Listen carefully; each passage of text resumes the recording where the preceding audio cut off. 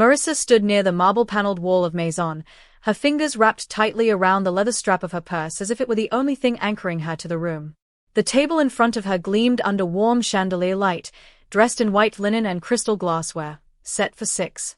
There were 6 napkins, 6 wine glasses, 6 place settings, but only 5 chairs. Thomas sat at the head of the table, relaxed, his suit perfectly pressed, laughter coming easily as he leaned toward Monica. Monica's hand rested lightly on his arm, her posture elegant, her smile effortless. Alyssa and Olivia sat across from them, already sipping champagne, already amused by something on Olivia's phone. No one looked up when Marissa arrived. She waited, expecting someone, anyone, to notice the empty space where a chair should have been. Minutes passed. Conversation flowed around her as if she were part of the decor. When the waiter finally approached, his eyes moved from the table to Marissa, then back to Thomas. "Excuse me, sir," he said politely, "would you like me to bring another chair?" Thomas didn't hesitate. He didn't lower his voice. He didn't even glance in Marissa's direction. "No," he said calmly. "She's just here to take care of the bill." The words landed cleanly, sharply, slicing through the air. Alyssa laughed. Olivia smirked. Monica lifted her glass as if in approval. Marissa felt the heat rise to her face, but she didn't move. She didn't speak. She stood where she was placed, invisible and exposed all at once, as nearby diners turned their heads, curiosity flickering across their faces. In that moment, standing against the wall of a Michelin-starred restaurant, Marissa understood something she had spent 13 years avoiding. This was not a misunderstanding. This was exactly where they believed she belonged. Before I continue, please take a moment to subscribe to the channel, like the video, and let me know in the comments where you're watching from today. Your one click really helps support the channel. As the first bottle of champagne was poured, Marissa's mind drifted backward, pulled by a memory she had tried to keep buried.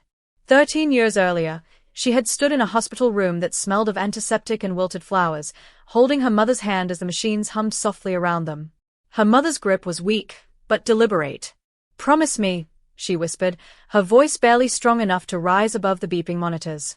"Promise me you'll never let anyone make you feel like you don't matter." Marissa had nodded, tears streaming down her face, unable to imagine a future where that promise would be tested so brutally. Thomas had been there too, sitting in the corner, eyes fixed on his phone, detached even as the woman he'd been married to for over 2 decades slipped away. When it was over, he stood, adjusted his jacket, and said he would handle everything. He didn't cry. He didn't hold Marissa. He didn't look back. Within a year, Monica entered their lives, polished and poised, her presence quiet at first, then absolute. The house changed. The rules changed. Marissa's place within her own family shifted without discussion or explanation. She told herself it was temporary. She told herself patience would be rewarded. But patience only made her useful. At Maison, as plates of expensive appetizers were set down in front of everyone but her, Marissa felt that same hollow ache from the hospital resurface. She watched Monica laugh, watched Thomas gesture animatedly as if nothing in the world weighed on him. The promise echoed in her chest, steady and insistent. She hadn't broken it yet, but she was dangerously close. The dinner unfolded like a performance designed to exclude her. Lobster was ordered. Then Wagyu beef. Then another bottle of champagne, because the first wasn't chilled to Monica's liking. Alyssa documented every course with her phone, angling for the perfect shot, while Olivia complained loudly about her steak and sent it back without embarrassment. Thomas nodded along, indulgent and pleased, a man surrounded by what he called family.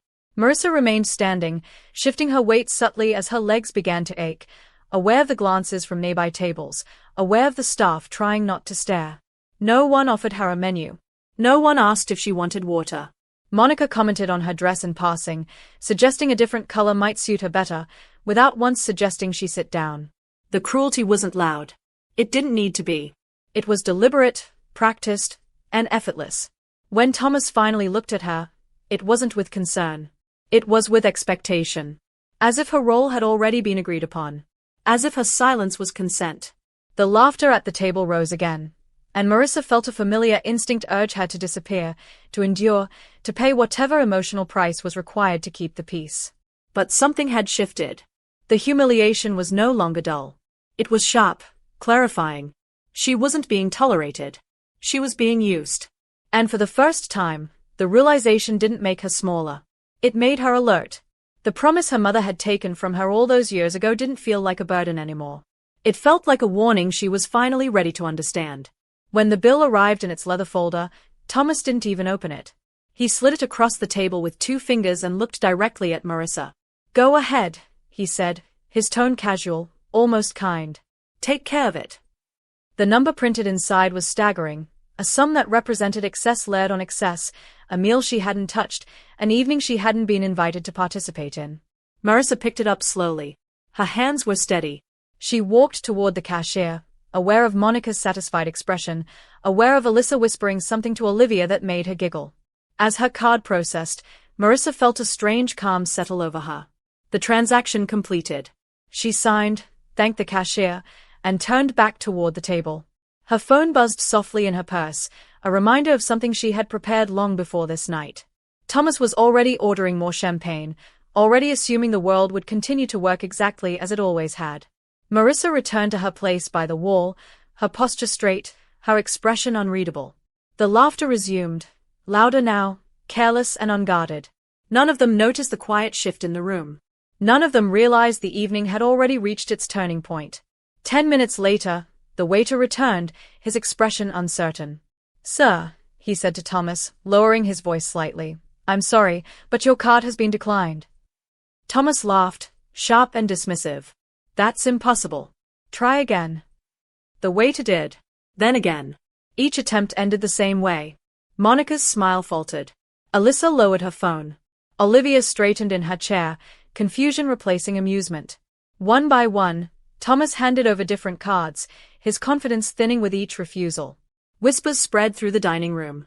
The manager, Patrick, approached, professional and composed, his presence commanding attention. "Mr. Collins," Thomas said tightly, "there's been some mistake." Patrick nodded. "The account linked to these cards appears to be temporarily frozen." The word hung in the air. Frozen. Thomas turned slowly, his gaze locking onto Marissa. Recognition dawned, followed by disbelief. "What did you do?" he demanded. Marissa met his eyes without flinching. "I protected myself," she said quietly. The room seemed to hold its breath. For the first time all evening, Marissa wasn't standing against the wall because she had been placed there. She was standing because she chose to. And as Thomas stared at her, his authority cracking in front of strangers, Marissa knew this moment wasn't the end of her story. It was the beginning of something they had never planned for: consequences. The silence that followed felt heavier than any accusation. Thomas opened his mouth, then closed it again, as if the words he had relied on his entire life had suddenly stopped working. Monica recovered first. "This is ridiculous," she said sharply, turning to Patrick. "Fix it." Patrick remained calm, his tone even. "Mrs. Collins, the freeze was initiated by a legal co-owner of the account. Until it's resolved, all linked cards are unavailable." The word co-owner landed like a blow. Alyssa's face drained of color. Olivia's bravado vanished, replaced by a tight, panicked look as she glanced around the room, suddenly aware of how many people were watching. Thomas took a step toward Marissa, lowering his voice. "You're embarrassing us," he said. "Undo this. Now." Marissa didn't raise her voice. She didn't need to. "You embarrassed yourself," she replied. "I just stopped fixing it for you." Patrick cleared his throat again. "We'll need to settle the remaining balance for the additional champagne, or discuss alternatives." The word alternatives hung ominously in the air. Thomas looked around, searching for a solution, a familiar face, someone to rescue him. There was no one. The room that once fed his ego now reflected his unraveling. Marissa felt no triumph, no gloating satisfaction. What she felt instead was relief. The kind that comes when a truth is finally spoken out loud and can no longer be ignored. As Patrick stepped away to give them privacy, Monica rounded on Marissa, her composure cracking. "You've gone too far," she hissed. "After everything we've done for you." Marissa tilted her head slightly. "You mean everything I paid for?" Monica's lips pressed into a thin line. Thomas's voice dropped to a whisper edged with fury. "You think this makes you powerful," he said. "You think you can survive without us." Marissa met his gaze steadily. "I already have," she said. The truth of it surprised even her. For years, she had measured her worth by what she could provide. Standing there now, Watching the carefully curated image of her family fracture under scrutiny, she realized how little they had ever given her in return. Alyssa stood abruptly. Dad, people are staring. Olivia swallowed hard, eyes darting toward the nearest table where a couple openly watched, forks forgotten. The humiliation Thomas had inflicted so casually on Marissa now clung to him, visible and unavoidable. Patrick returned, his voice quiet but firm. If the balance isn't resolved, we'll need to make arrangements. Thomas exhaled sharply, shoulders sagging. For the first time, he looked small. Marissa adjusted her purse on her shoulder. She wasn't needed anymore. And that realization felt like freedom. She turned toward the exit, her steps unhurried. Behind her, Thomas called her name, desperation threading his voice.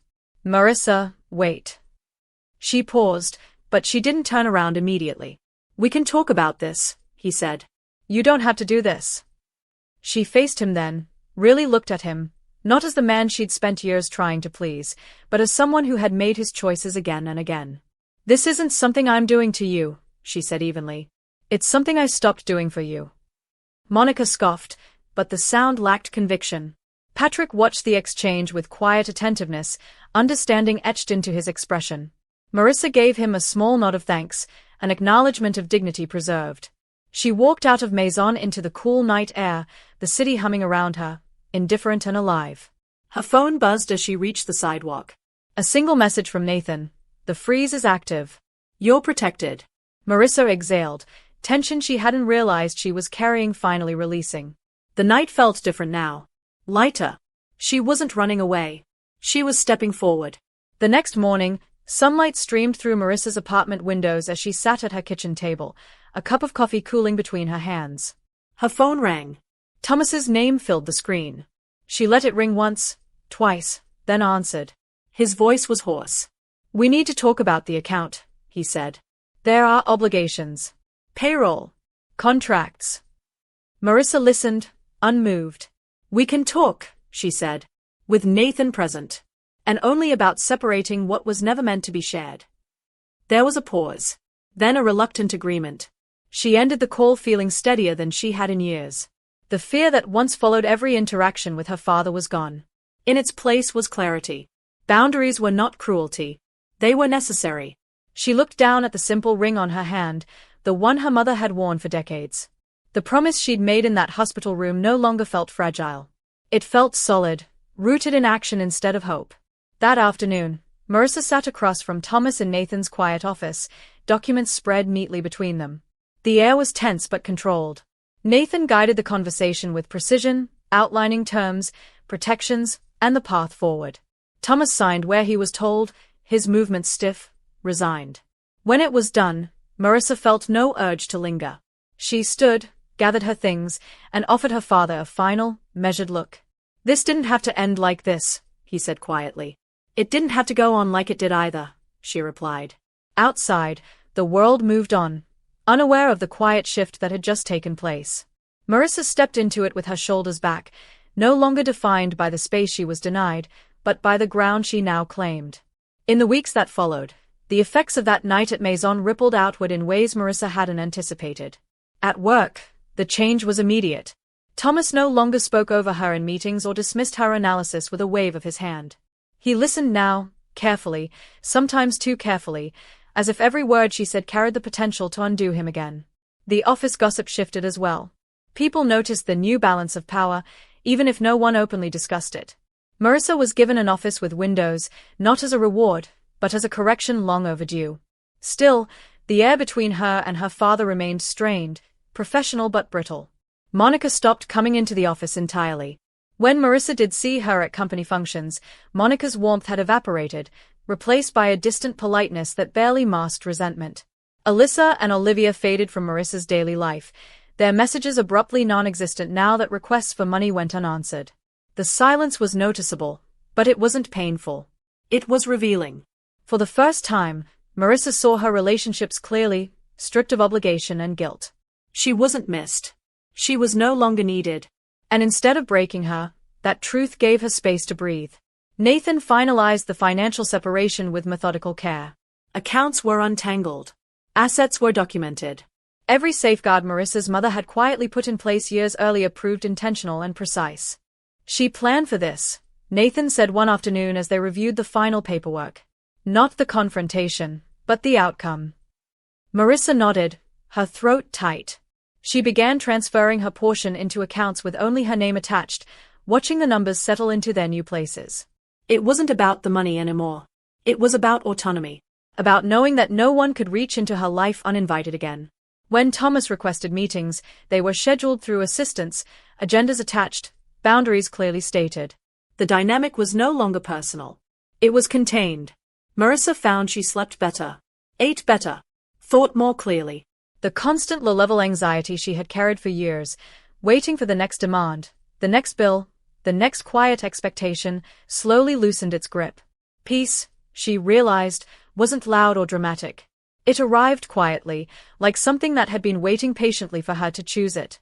3 months after Mother's Day, Marissa stood alone in her new apartment, boxes stacked neatly against freshly painted walls. Sunlight spilled across hardwood floors she had chosen herself. No one had offered opinions. No one had overruled her decisions. The space felt calm, intentional, entirely hers. She placed a small framed photograph on the windowsill, her mother, smiling softly, taken years before illness hollowed her features. You were right, Marissa murmured. She thought about the woman who had quietly anticipated betrayal and planned protection instead of confrontation. Love, Marissa understood now, wasn't always loud or sentimental. Sometimes it was legal clauses, careful foresight, and trust placed in the right hands. She unpacked slowly, savoring the absence of urgency. There was no one waiting to tell her what she owed. No one monitoring her usefulness. The quiet didn't feel empty. It felt earned. The next time Marissa saw Thomas outside a professional setting was brief and awkward. They ran into each other at a charity event neither could easily avoid. He looked older, thinner somehow, his confidence muted. They exchanged polite words, nothing more. Monica stood at his side, her gaze cool, calculating, but she said nothing. Alyssa and Olivia were nowhere to be seen. As Marissa walked away, she felt no urge to look back. The chapter that had once defined her no longer demanded attention. She had stopped waiting for apologies that would never come. Closure, she realized, didn't require permission. It required acceptance. And she had already given that to herself. That evening, Marissa returned home and brewed a cup of tea, standing by the window as the city lights flickered on one by one. She thought about the girl she had been at 19, gripping her mother's hand in a hospital room, terrified of being alone. She wasn't alone anymore. Not because her family had changed, but because she had. The promise she made all those years ago was no longer just a memory whispered in moments of pain. It was something she lived by now, quietly and consistently. Tomorrow would bring new challenges, new negotiations, new choices. But for the first time, Marissa wasn't bracing herself for them. She was ready. The shift in Marissa's life didn't announce itself with fanfare. It revealed itself in small, undeniable moments. Mornings became quieter. She woke without the familiar tension coiled in her chest, without checking her phone for messages that always carried expectation rather than care. At work, her voice carried weight. When she spoke in meetings, people listened, not out of fear, but respect. Decisions she'd once been asked to justify endlessly were now accepted with nods and follow-up questions. Thomas kept his distance, interacting only when necessary, his authority tempered by the knowledge that Marissa was no longer dependent on him. She noticed how often people deferred to her judgment, how naturally leadership settled on her shoulders once no one was actively trying to shrink her. It wasn't intoxicating. It was grounding. For the first time, she wasn't performing competence to earn safety. She was simply being competent. Evenings were spent reading, cooking meals she enjoyed, walking without a destination. The freedom felt unfamiliar at first, like shoes that hadn't yet molded to her feet. But with each passing day, it fit better. She understood now that survival had once required silence, but living required something else entirely. It required presence. Ownership. The courage to remain visible even when no one applauded. One afternoon, Nathan called with a final update. "Everything is complete," he said. "No shared accounts. No lingering access. You're fully independent now." Marissa thanked him, her voice steady. After the call ended, she sat still for a long moment, letting the finality sink in. There would be no more sudden invoices slid across tables. No more implied obligations disguised as family duty. The chapter was closed, not with bitterness, but with precision. She thought about how carefully her mother had prepared for this outcome, not out of spite, but out of love. It struck Marissa that protection didn't always look like confrontation. Sometimes it looked like patience paired with preparation.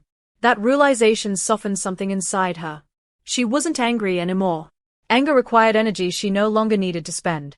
What replaced it was something steadier, a quiet confidence rooted in self-trust. She knew who she was now, and more importantly, who she wasn't willing to be again. At work, opportunities followed naturally.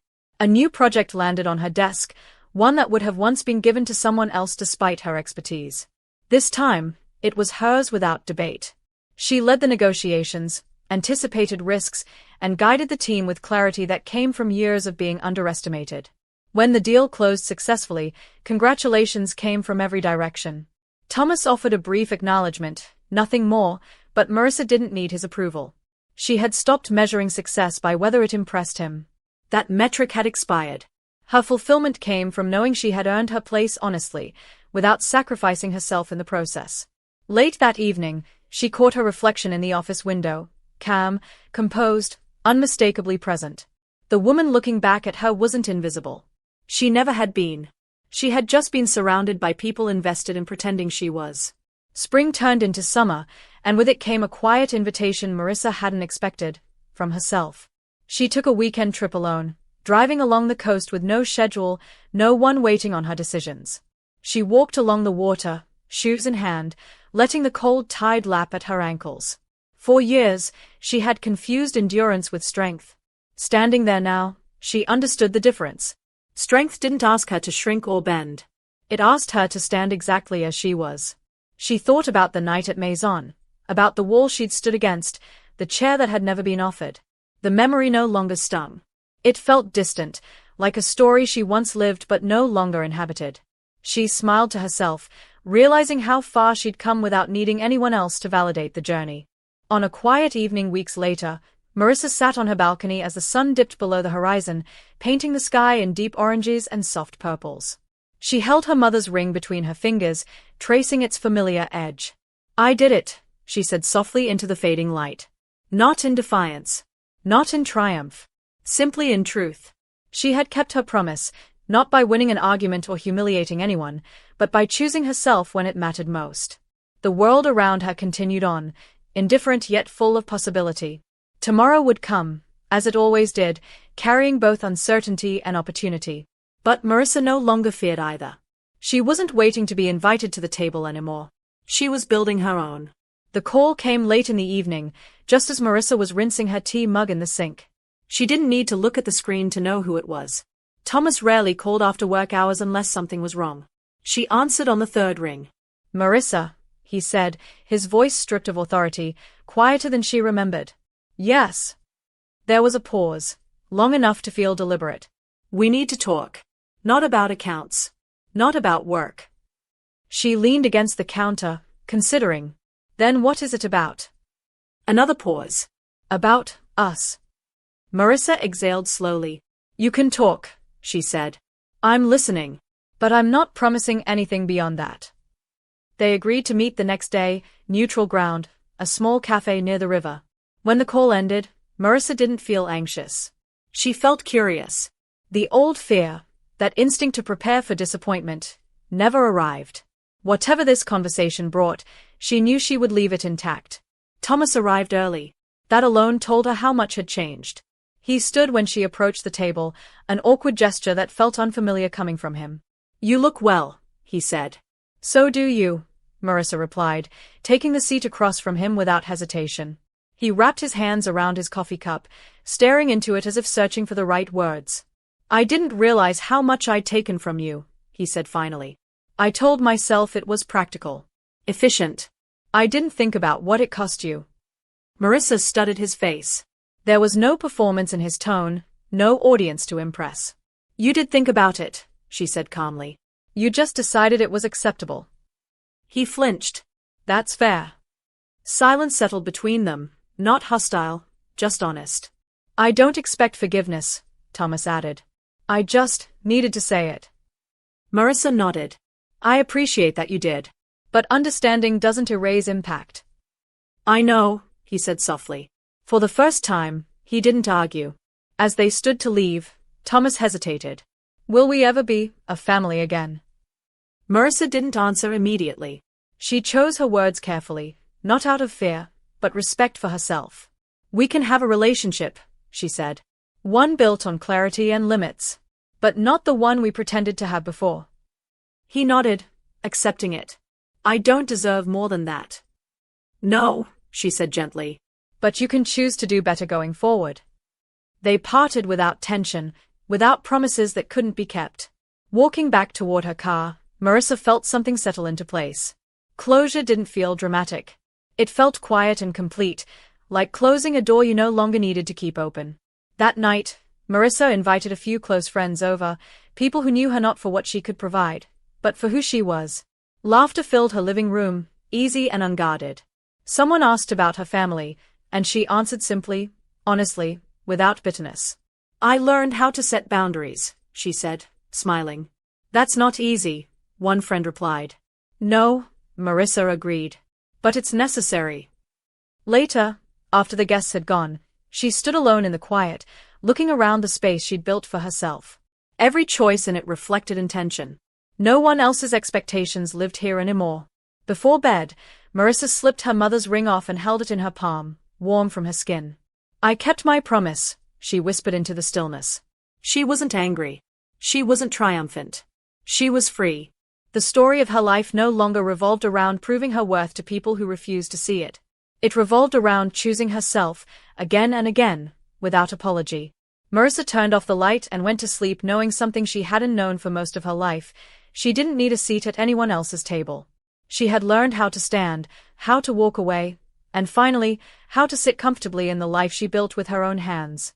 And that was enough. Thank you for staying until the end.